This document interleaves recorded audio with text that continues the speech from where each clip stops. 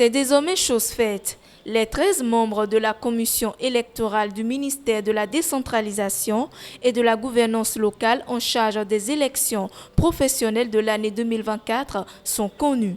Ils auront entre autres comme mission de diffuser les communiqués requis sur les élections professionnelles sectorielles et de rendre disponible la liste électorale. Le ministre de la décentralisation et de la gouvernance locale, vu la loi numéro 90-32 du 11 décembre 90 portant Constitution de la République du Bénin, telle que modifiée par la loi numéro 2019-40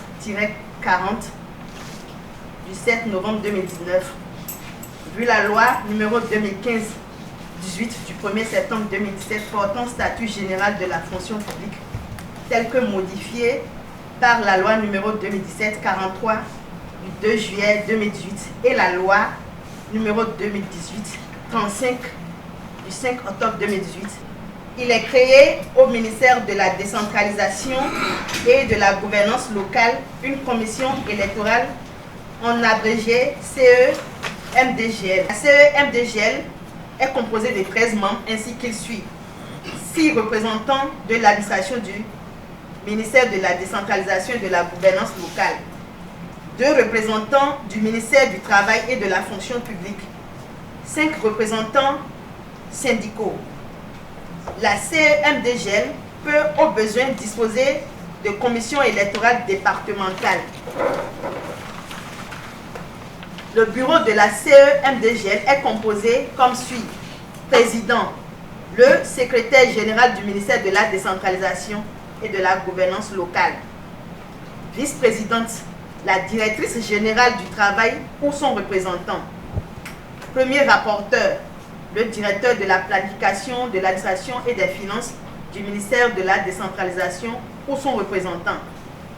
Deuxième rapporteur, un représentant de l'ensemble des organisations syndicales du ministère de la décentralisation et de la gouvernance locale. C'est le ministre de la décentralisation et de la gouvernance locale, Raphaël Akoteyon, qui a procédé à l'installation officielle des membres de cette commission électorale ce jeudi 14 mars 2024. Mesdames et messieurs, vous saisissez certainement la pleine mesure de la tâche qui est la vôtre. Aussi, voudrais-je exprimer mon assurance quant à la qualité des tâches qui seront exécutées par la Commission, à savoir l'élaboration de la liste électorale, le déploiement du matériel électoral, la supervision de la campagne électorale et du déroulement des opérations de vote, puis enfin la centralisation et la transmission des résultats au ministre du Travail et de la fonction publique au plus tard le 30 avril 2024. Je ne saurais finir sans vous inviter à tout mettre en œuvre pour que le processus se déroule de façon transparente et apaisée. C'est donc sur cette exhortation que je déclare officiellement installée ce jour, jeudi 14 mars 2024, la commission électorale du ministère de la décentralisation et de la gouvernance locale pour les élections professionnelles de l'année 2024. Je vous souhaite beaucoup de réussite dans votre mission, tout en vous renouvelant mes sincères félicitations. C'est le secrétaire général du ministère de la décentralisation et de la gouvernance locale qui est élu président de la commission. Il aura à ses côtés 12 membres pour assurer cette lourde responsabilité. Nous assistons depuis 2016 à un système électoral privatisé. Les élections sont remportées avant même le vote. Il ne s'agit plus d'une compétition entre candidats, non plus entre partis porteurs d'offres politiques différentes, mais plutôt un rituel, la légitimation du parti unique au pouvoir. Nous ne sommes contre personne. Nous sommes pour la démocratie et contre l'exclusion et la tricherie électorale. Conscients du crime législatif qu'ils sont en train de commettre, ils ont décidé d'arpenter monts et vallées pour essayer de faire gober à l'opinion la batterie de dispositions scélérates, chrysogènes et antidémocratiques à travers une propagande médiatique onéreuse aux frais du contribuable. malgré la situation économique morose et austère. À titre d'exemple, en disposant qu'un député plutôt, ne peut parrainer que le candidat de son parti ou désigné par son parti, il décide délibérément de porter atteinte à la liberté du député consacrée par la Constitution et les jurisprudences successives de la Cour constitutionnelle, ainsi qu'au statut du député qui est un élu de la nation et non de son parti d'appartenance. Par ce acte, les députés de la mouvance violent la Constitution. Nous prenons à témoin l'opinion nationale et internationale de cette énième forfaiture. Nous invitons par ailleurs les pays amis partenaires au développement du Bénin, la CEDEAO, l'Union africaine et les Nations unies à se préoccuper du coup d'État institutionnel en préparation au Bénin dans le cadre des élections générales de 2026. En ce jour de la célébration des 25 ans du décès de Monseigneur Isidore de Souza, président du Présidium de la Conférence des Forces vives de la Nation de février 1990, nous prions qu'il plaise le ciel, que plus aucun bain de sang ne nous éclabousse et nous emporte dans ses flots. Nous avons constaté que nos camarades, dans l'opinion, tentent d'édulcorer ce qui s'est passé à l'Assemblée. Mais ils oublient que nous avons la vidéo et les tests tels que c'est adopté à l'Assemblée nationale. Et nous les attendons. Parce que la question... Ah oui, j'ai entendu, j'ai bien pris 5 sur 5 la question qui a été posée. Si nous avons le code, oui, nous avons le code. Nous avons et la vidéo et l'audio de tout le test présenté et adopté. Mais quand nous présentons nos tests, on ira devant les juridictions, même si elles sont acquises. Lorsque le peuple décide, même les missiles se cachent. L'arme nucléaire se cache. Aucun militaire ne résiste devant le peuple. Et le peuple décidera. Et c'est lui qui décide en dernier ressort. Nous avons déjà 28 plus 6. Il suffit de quoi? D'un accord. Et ça, nous sommes en famille. Nous ne sommes pas levés des guerres fratricides. Hein. Non, nous sommes des frères. FCBE, LD et les autres partis, ce sont des frères. Les autres, depuis qu'ils ont appris que cette rencontre aura lieu, mais ça a commencé à chauffer chez eux. Vous avez suivi ça, non? Ça a commencé à chauffer. Ils ont même dit, c'est nous qui avons permis que FCBE et LD se retrouvent. Et si c'était ça, alors on les applaudit. Si c'était ça, ce sera pour le bien du peuple. Moi, j'en ai fini et je vous remercie. C'est leur droit de s'asseoir en tant que parti de l'opposition pour parler de code électoral. Parce que nous sommes dans un système démocratique où chaque parti a son mot à dire. Alors, il faudrait, n'est-ce pas, qu'ils aient un regard sur comment ce code a été voté, et sur la conformité ou sur les injonctions de la Cour constitutionnelle. Est-ce que les députés de l'Assemblée nationale, n'est-ce pas, de la majorité présidentielle, ont tenu compte des injonctions du président de la Cour constitutionnelle? Est-ce que le code qui a été voté tient compte de la conformité par rapport au texte de la loi constitutionnelle? C'est ça qui est important. Ces éminentes personnalités de l'opposition ont leur raison. Et je vois que quelque part, ils vont vers la volonté du peuple. Si le président travaille pour le peuple, alors il doit écouter le peuple. Le peuple a dit non.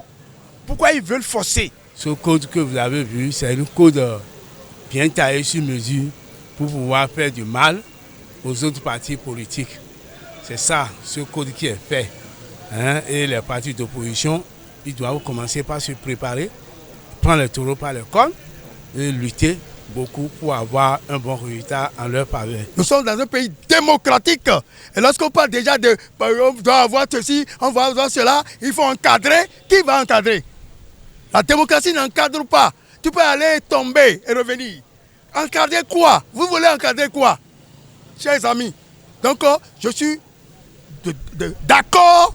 Je ne suis pas un opposant, mais je suis d'accord avec ces partis de l'opposition qui se sont réunis pour parler du code électoral, parce que nous sommes dans un système démocratique, comme cela se fait en Afrique. Tu travailles pour le peuple et tu veux forcer le peuple à avaler quelque chose. Ce n'est pas bon, non? Quand on dit que ce n'est pas bon, ce n'est pas bon. S'il fait bien son travail, il n'a qu'à continuer. En 2026, il nous amène quelqu'un, on va supporter cette personne. Mais maintenant, quand il s'agissait du problème du Bénin tout entier, ils se sont mis ensemble. Donc quand ça ne va pas, tu vas voir les partis vont se réunir pour défendre ce pays. C'est ça qu'on a vu hier. Les FCBE, les démocrates et d'autres partis, et d'autres mouvements même qu'on ne peut même pas les identifier. Les gens sont de la mouvance, qu'on les connaît, mais quand même, ils soutiennent l'opposition pour dire n'acceptez pas. Même si nous sommes à la mouvance, mais vous de l'opposition, n'acceptez pas ceci. Parce que ça ne va pas. Nous, on est là-bas seulement à cause de nos intérêts que vous connaissez bien. Quand le Béninois a la mouvance, c'est à la recherche de ses intérêts, à la recherche de leurs intérêts qui sont là, mais eux-mêmes encore qui disent à l'opposition de ne pas accepter. Vous savez, aujourd'hui, quand on parle d'opposition, là, il faut d'abord voir le comportement du peuple béninois. Le Béninois est fâché contre les gouvernants. Parce qu'ils gèrent mal le social, ils gèrent mal la sécurité, ils gèrent mal le badouko, comme on le dit en termes vulgaires, nouchi, abidjanais. Les gens souffrent amèrement. Le Béninois qui mangeait au moins 2 ou 3 fois par jour, mange à peine une seule fois par jour. Il faut avoir le courage de le dire. Il ne faut pas être opposant ni mouvancier pour reconnaître cela. Alors, quel remède les gouvernants amènent à cela? Au lieu de s'occuper de la politique et chercher à ruser encore avec le peuple. En tant que mouvancier, nous avons le courage de le dire. S'il vous plaît, les opposants ont raison de s'asseoir autour d'une table pour que leur voix soit une. Maintenant, on se prépare encore à un nouveau code système pour saccager le pays. C'est ce que moi je peux dire.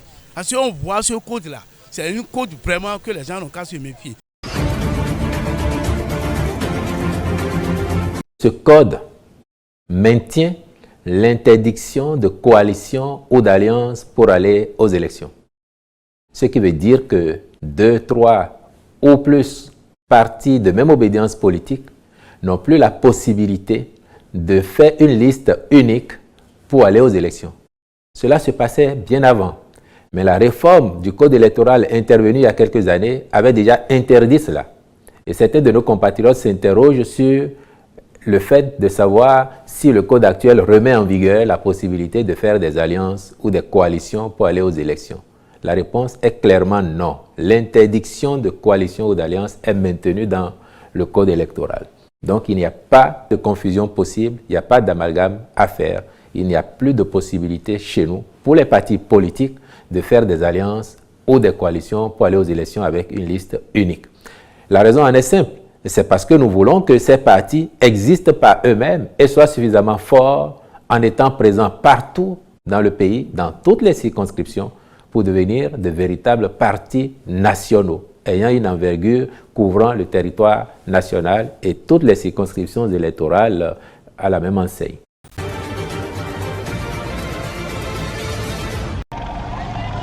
Au moins 16 militaires, dont 4 officiers, ont été tués dans le sud du Nigeria, alors qu'ils étaient déployés dans le cadre d'une mission de conciliation entre les communautés de 2 villages voisins, celui d'Okuama, d'ethnie Urobo, et celui d'Okolaba, d'ethnie Ijo, situés le long de la rivière Forcados. Le gouverneur de l'État du Delta, Sheriff Oborvori, a affirmé dans un communiqué prendre toutes les mesures nécessaires pour démasquer les auteurs de cet acte ignoble. Ces dernières semaines, des affrontements avaient fait de nombreux morts entre les communautés d'Okuama et d'Okolaba. Les médias locaux ont rapporté que le conflit dans le delta entre ces 2 communautés était lié à un différend foncier persistant qui s'est soldé par l'enlèvement d'un homme. Les soldats avaient tenté en vain de négocier sa libération.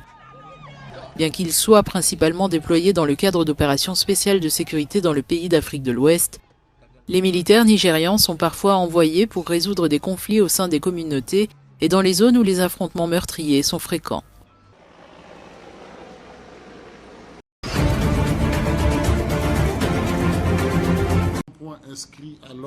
Les relations diplomatiques entre les États-Unis et le Niger sont au plus bas. Dans une déclaration à la télévision d'État, le colonel Amadou Abderrahmane, porte-parole du pouvoir militaire, a déclaré que la présence américaine au Niger n'était plus justifiée. Au vu de tout ce qui précède, le gouvernement du Niger, prenant en compte les aspirations et les intérêts de son peuple, décide en toute responsabilité de dénoncer avec effet immédiat l'accord relatif au statut du personnel militaire des États-Unis et des employés civils du département américain de la défense sur le territoire de la République du Niger.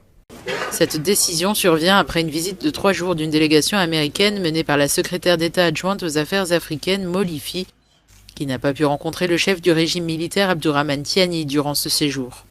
Sur le choix des partenaires diplomatiques, stratégiques et militaires, le gouvernement du Niger regrette la volonté de la délégation américaine de dénier au peuple nigérien souverain le droit de choisir ses partenaires et les types de partenariats à même de l'aider à lutter véritablement contre le terrorisme, alors même que les États-Unis d'Amérique ont décidé unilatéralement de suspendre toute coopération entre nos deux pays.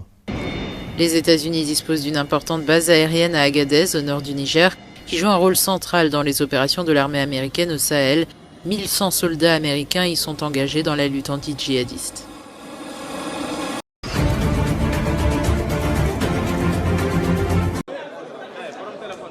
Alors que les électeurs sénégalais seront bientôt appelés aux urnes, les 2 opposants fraîchement libérés, Ousmane Sonko et Bassirou Diomaye Faye, se sont immédiatement lancés dans la campagne. Sonko va faire jouer sa popularité en faveur de son parti politique. Ce qui doit se faire, se fera.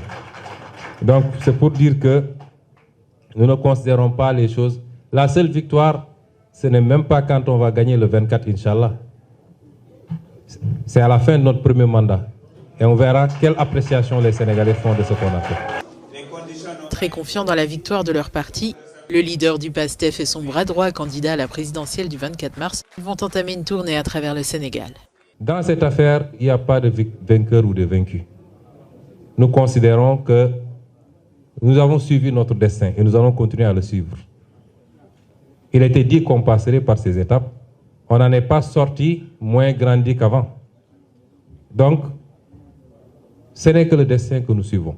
La libération de Sonko a rendu espoir à des milliers de partisans descendus faire la fête dans les rues de Dakar. À l'approche des élections, les militants de l'ancien PASTEF se disent désormais certains de leur victoire aux élections du 24 mars.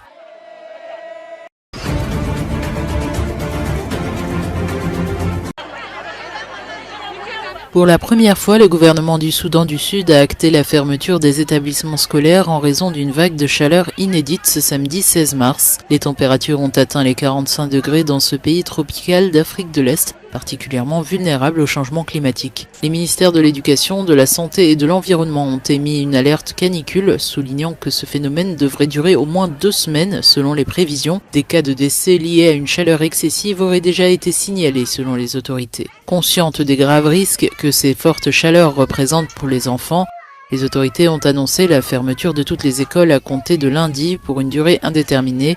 Le gouvernement conseille aux parents d'empêcher leurs enfants de jouer dehors et de surveiller tout signe d'épuisement dû à la chaleur. Le Soudan du Sud est très exposé au changement climatique, avec des épisodes de sécheresse souvent suivis de pluies torrentielles qui aggravent les conditions de vie déjà précaires de ses habitants. Selon l'ONU, 9 millions de personnes, soit 80% d'une population estimée à 11 millions, ont besoin d'une aide humanitaire dans ce pays en proie à une violence chronique et à l'instabilité économique, depuis son indépendance du Soudan en 2011.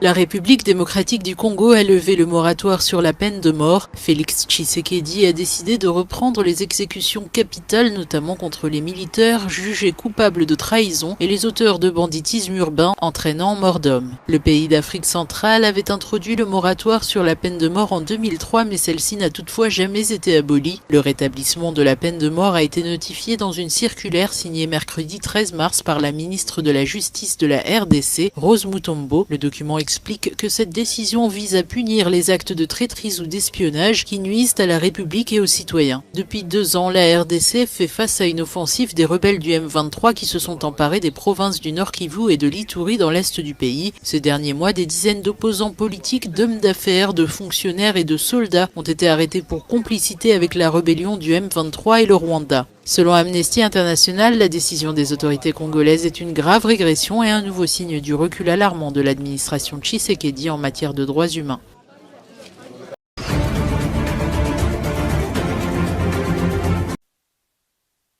L'Union européenne a annoncé dimanche la mise en place d'un partenariat pour 8 milliards d'euros avec l'Égypte, dans les domaines de l'énergie mais surtout des migrations. L'accord suscite l'inquiétude des défenseurs des droits humains alors que la pression économique, les conflits et le chaos dans les pays voisins pourraient pousser davantage de migrants vers les côtes européennes. Même si la côte égyptienne n'a pas été une rampe de lancement majeure pour les passeurs et les trafiquants d'êtres humains qui envoient des bateaux surchargés à travers la Méditerranée, l'Égypte est confrontée aux pressions migratoires de la région avec la menace supplémentaire que la guerre entre Israël et le Hamas se propage au-delà de ses frontières. Cet afflux de fonds, qui s'étalera jusqu'à fin 2027, est une bouffée d'oxygène pour l'Égypte, qui traverse actuellement la pire crise économique de son histoire. Il s'ajoute au dernier coup de pouce financier reçu par le Caire, 35 milliards de dollars injectés par les Émirats arabes unis. L'accord devrait être signé lors d'une visite de la présidente de la Commission européenne, Ursula von der Leyen, selon des responsables égyptiens.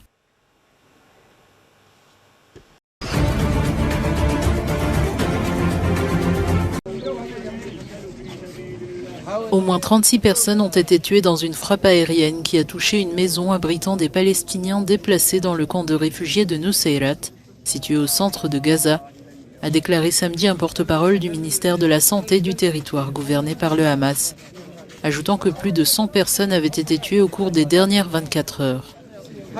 Des témoins ont également fait état de frappes aériennes et de combats à Khan Younis, la principale ville de Gaza dans le sud. Plus de 2 tiers des victimes étaient des femmes et des enfants, selon les registres de l'hôpital des martyrs d'Al-Aqsa, dans la ville centrale de Raqqa. Le premier ministre israélien Benjamin Netanyahou a approuvé le plan militaire pour une opération à Rafah où la majeure partie de la population de Gaza, dévastée par la guerre, a trouvé refuge.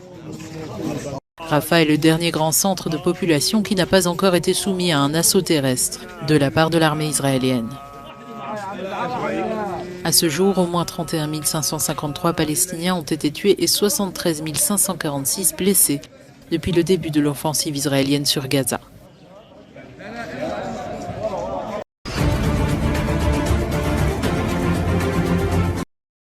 La chef du gouvernement italien a salué dimanche au Caire le rôle joué par son pays dans ce qu'elle considère comme un nouveau modèle de coopération entre l'Europe et la rive sud de la Méditerranée. C'était à l'issue de la signature d'un accord entre l'Europe et l'Égypte.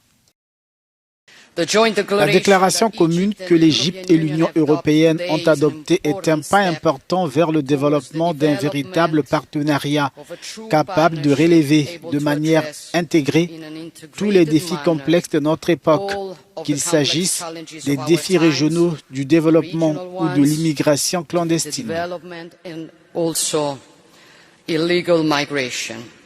L'Union européenne s'est engagée entre autres à aider l'Égypte à sécuriser ses frontières, notamment avec la Libye, un point de transit important pour les migrants. Nous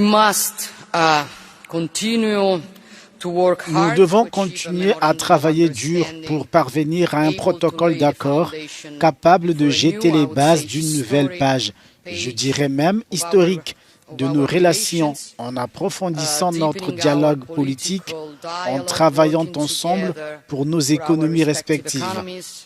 Et comme tous mes collègues l'ont dit avant moi, c'est aussi le meilleur moyen de faire face au problème de l'immigration clandestine et de lutter contre les trafiquants d'êtres humains.